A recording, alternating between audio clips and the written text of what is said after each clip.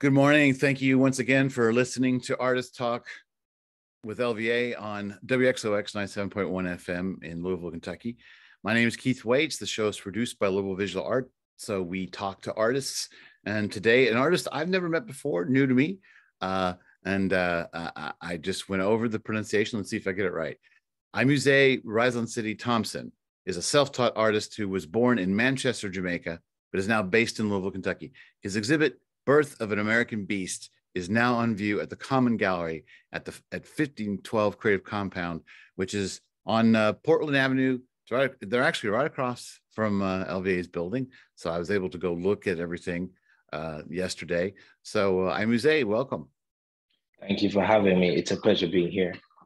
Well, so let's, so your work is two-dimensional drawings. Yes. But why don't we start with, tell us a little bit about what the work is, what people are going to encounter when they come to visit the gallery. Currently, there's about 9 pieces on display. Persons will be able to see artworks from different collection from 2018, and the most recent collection, of course, being BOA, Birth of an American Beast. So they'll be able to see the journey from 2018 when I just got to America, and then, to know when it's a little bit more established and have a lot more intricacy in the artwork and much larger as well. So they'll be able to see a full journey, and they'll be able to travel on that journey as well, just by looking at the artworks and looking into the style of the artwork as well. Some of them are quite large, and not all of them are. There is a range in the size, but some of them are quite large, which always makes, scale can increase the impact. But you're, and you correct me if I'm wrong, but it looks like you're working with a pen and ink application. And when you say intricacy, there's quite a lot of intricacy, even on the large pieces. I needed to get really up close and look at certain sections to see exactly how you were doing them. And they're really quite extraordinary in that. How did you come to, and they're all black and white. There may be some gray kinds of things. And certainly there's a gradation from the use of the, pen and ink, cross hatching and things like that. Right. Why this stark sort of black and white technique? Why is there no color? Like, why is that just how you've been doing it for a long time, or is there something you're trying to say in that choice? Sure. So one of the main objective when I started the collection was to imply color without using color. So of course, there's different shades of, you could say there's different shades of black based on how the eye perceives the different size of the lines, but it's still the same black. In some cases, it's the same pen, only that I use it a little bit more heavy, and use the technique to make it a lot more, I would say, broader, and then it will imply being darker, but it's actually the same color. So as it pertains to, what I've tried to do is just simply give someone a beautiful image without being distracted by color. As you mentioned, there's a lot of details in it. Color to some degree can degrade the amount of detail in a particular work. When you see color, you already know it's red or green or whatever color it is. But if you see black and white from a certain distance, as you get closer to the artwork, it reveals itself to you. And that's one of the things I did my best to achieve just by using black and white. It was a challenge to perceive color without using any form of color. But at the same time, I did my best to use, just use a particular message in the artwork to bring the viewer in, so they can view it in that manner. Do you think a viewer will start to maybe imagine or see a color that, that's coming from their own sort of reaction or feeling about the piece? So I wouldn't say it would be color in the sense of you know, the primary colors, red or blue or yellow. It would be color in the sense of a vision. So when you come closer to the artwork, you're not picturing black and white in your mind, really. You're actually picturing what you're, you know, visualizing from the message you're getting from the artwork. So when if you've been close enough to it, you see there's different messages in the artwork itself. I wrote a lot of things that was going on at the time just by doing the artwork, everything that was going on around me. You know, being here in Louisville, I wrote about Derby, I wrote about horses, I wrote about Muhammad Ali, everything that was around me. If I had to go to, you know, the dentist, I wrote that down. I wrote someone, for example, my neighbors, you know, my neighbors, they're not very quite clean. I wrote that down. You know, I wrote everything there in the artwork, and it just gives the viewer a sense of just a fun time, you know, just looking at it. But you're not actually visualizing black and white when you're looking at that. You know, you're visualizing, let's say, Muhammad Ali in color, or, you know, horses in color. If I wrote about the horses, or garbage, you're visualizing garbage, you know, if I wrote about it. So you're not actually looking for color when you're looking at the work, you're visualizing an experience. Well, I think the first piece that I saw, and I believe it was a digital image of it that Rebecca Norton, who curates the galleries that you're in, was showing me, I think was the horse that's kind of like rearing, almost standing up on its rear legs. Oh, yeah. And, you know, it was interesting because I thought it's a horse, but then I immediately started questioning whether it was exactly a horse. You know, like it seemed, I was like, then it's horse-like, but it's not. Is it exactly a horse, or is it some creature that's very like a horse? You know, Right. mine started working, and there's also so you've drawn the horse in detail and with great delicacy of line, but then there's also an element in that one, and I believe in others, where there's sort of a solid block of characters or some kind of a form that's overlaid on the body. Yes. Tell me a little bit about that. I believe you're mentioning in particular, if you're referring to the style of how it looks with the muscles, is that what you're referring to? Well, no, there was something that seemed to be almost like a separate visual element, but it was it was on the form, or you know, the space of the form you're drawing. Yes. But it almost looked like some sort of symbology or something. Yes. In some cases, especially with the background, for example, you know, when I was a little bit, when I was in Jamaica, you know, my nephew was just born. He was around 1 year old or so, and I would give him some of my pens, and he would just, you know, make a mess. And I would say, man, he's my favorite artist. And the reason I mentioned is not because I didn't know about art or anything. By then, I would have known about Van Gogh and all of William Adolphe Bouguereau and some of the other masters as well. So it's not like I didn't know about art or you know, have an understanding.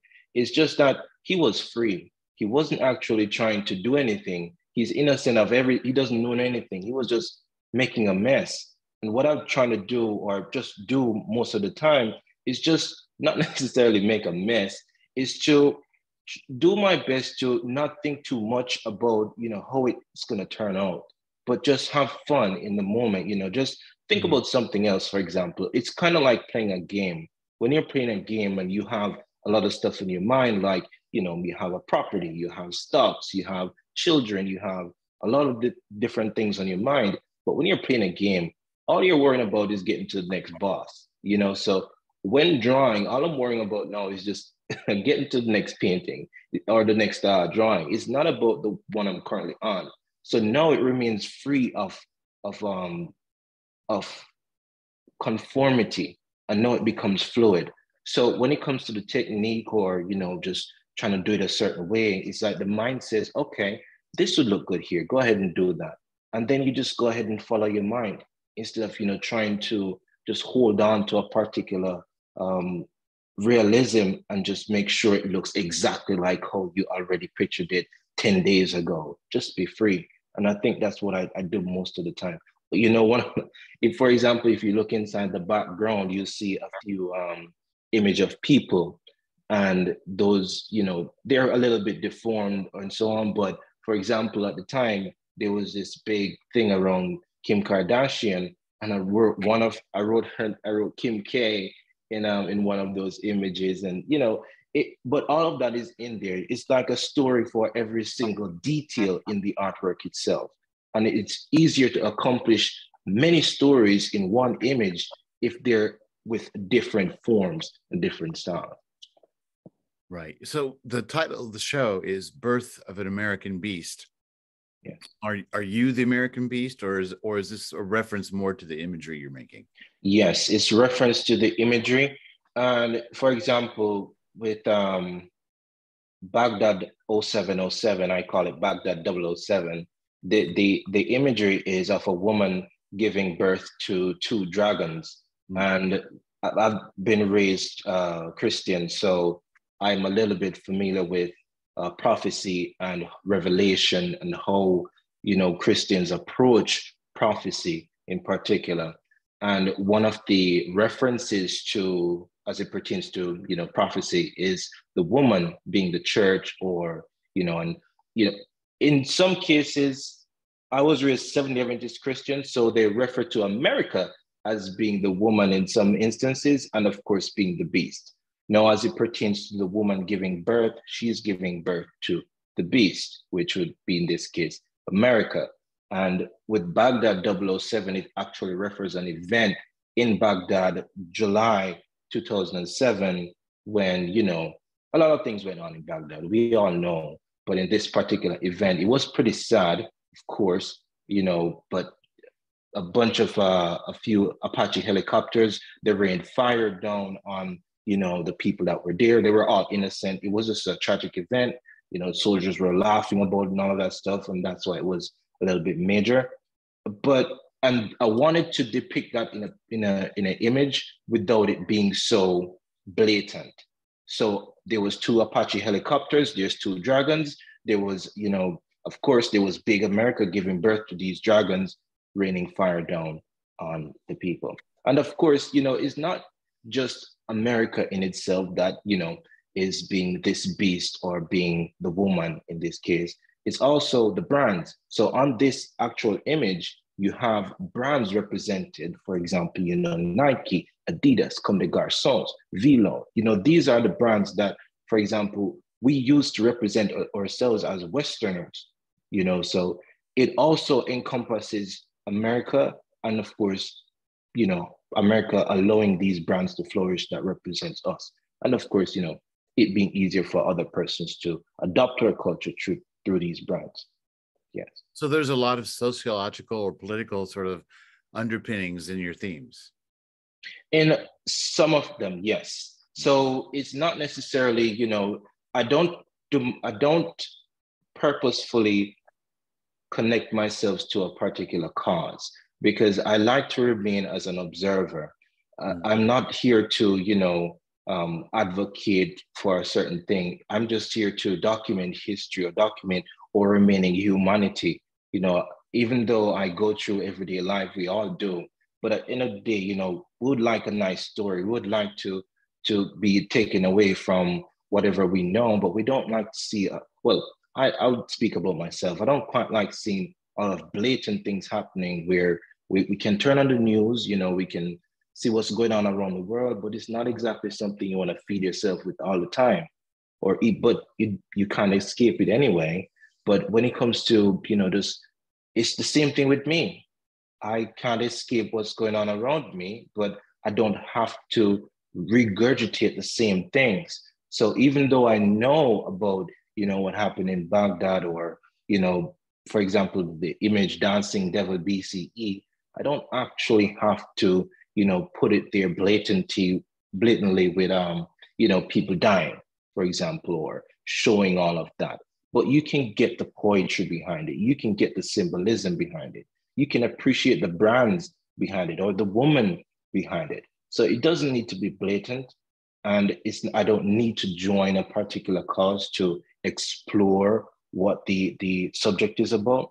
I just, be as an observer and document in this fashion. Well, and you also, something that's always interesting over the years, historically, like some of the most interesting commentary on America is from people that have come from somewhere else with maybe fresh eyes, right? You have a perspective on the country, arguably, that, maybe I can't have, or maybe, and it's not that I might not agree with your observations, but that you haven't grown up and been steeped in this culture that way. So do you think about that? Are you aware of that? Or is this just, Yes. it's an honest, so you do? Yes, and that's also part of the branding that I mentioned. So when, I'm no longer, I'd say, a Seventh-day Adventist Christian. I still do believe in God, but I still have my own being exposed to different cultures and different religions and so on. But we can't truly get away from how we were grown. I was grown in church from I was a little baby, so it's not like I'm going to forget everything. Or so in schools we were instilled American culture. Well, believe it or not, we were taught how to present ourselves to America, because at the end of the day, America is the greatest country in the world. Doesn't matter what anybody say. Doesn't matter what anyone want to do about it. That's just how it is. Nothing can change that. Not for decades to come.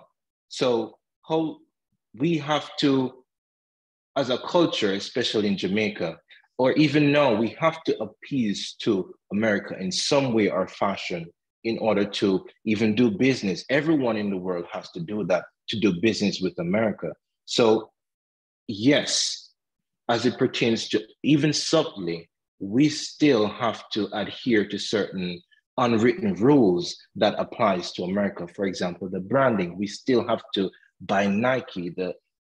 Nike is the standard shoes, let's say, in Jamaica. If you don't have a Jordan, a Air Jordan 23, you ain't got the latest shoes, so it's still there. The Comme des Garçons is still one of the most precious clothing right now.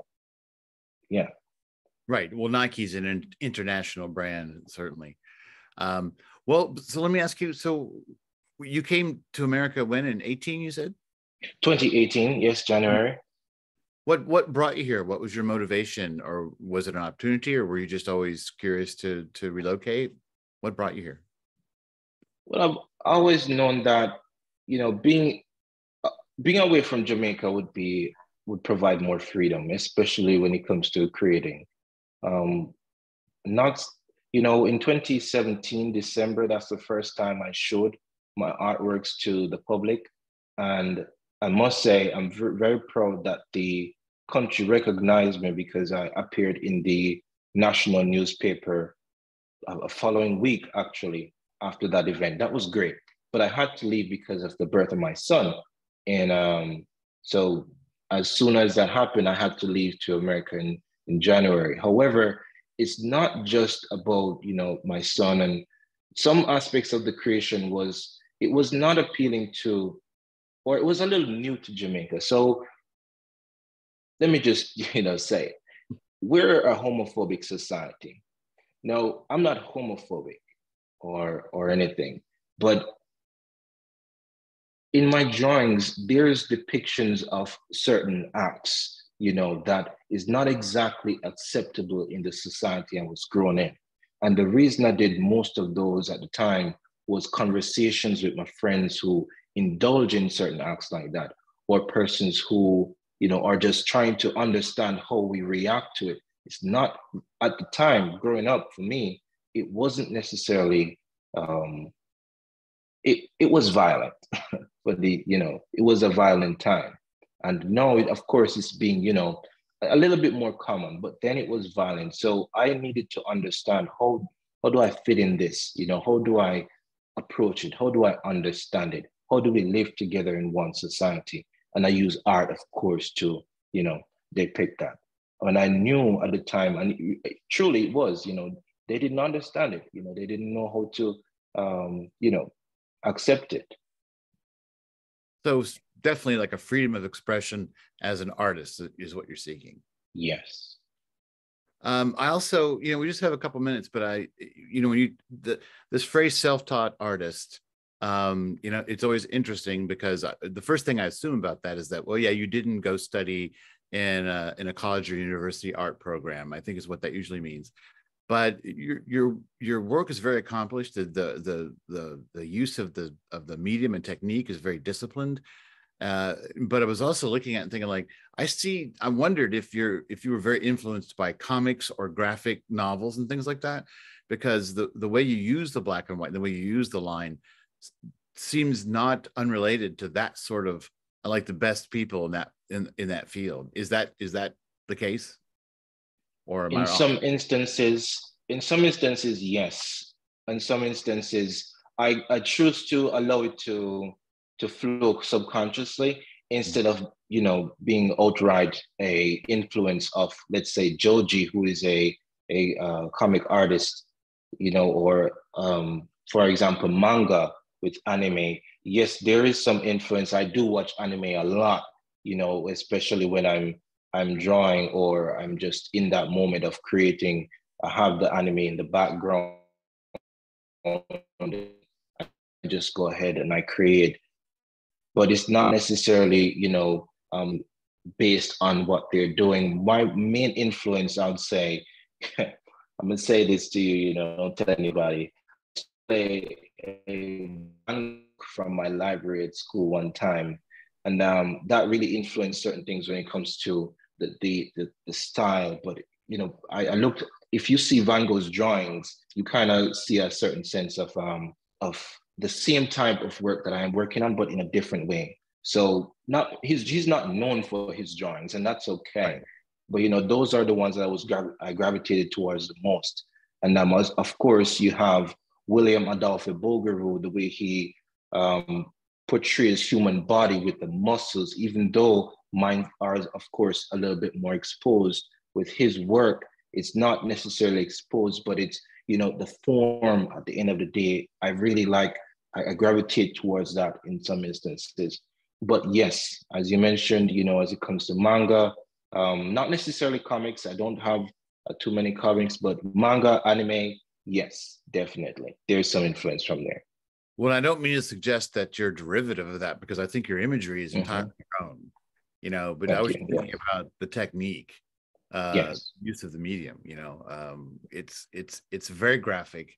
And it's interesting when we talk about exposure, because going back to that horse image, it's one of the things that made me question, I think, like, is this a horse or is this is that in some of the other figures, it seems like you've almost stripped the skin away. Like, we almost are seeing past that first layer, but not necessarily, it's not necessarily grotesque or unnerving or anything like that. It's not like, it's not like an anatomical drawing, but it is like you're depicting the creatures or whatever, the people. And it's not in everything, but the horse and some of the other images, that you are looking past the surface and that you are inside that form in a unique way. Does that make sense? Absolutely. One I at the show the opening last night, which was really great, and I thank everyone for coming. I had a few conversations, and I mentioned that there's something I'm working on where us as humans, we don't actually pursue our honesty, and that's okay. We're not designed to do that, because in a world where you have to do a certain thing a certain way to function or to relate to each other, we can't be totally honest, and that's okay, because that's how it's designed. So I would love to show what is beneath all of that. It's face, all of that smile, all of that, that image that we put on each day. I want to show that smiling face that is, or skull, with the horse showing its smiling face. It's not a beautiful horse with the tough muscles and, nice long face and so on. No, this one has its teeth all, his skin all ripped off. I want to show all of that. I want to show a woman, showing her rose, all out there giving birth to dragons. I want to show the ugly, but in a way that we can see it being artistic instead of being grotesque. So yes, I would love to portray that as opposed to just making it all beautiful and shiny all the time. Well, I think you succeed at that quite well. That's a Thank you. yeah. I think yeah. It really comes through. So we're out of time today. Imuzi, thank you so much for joining me.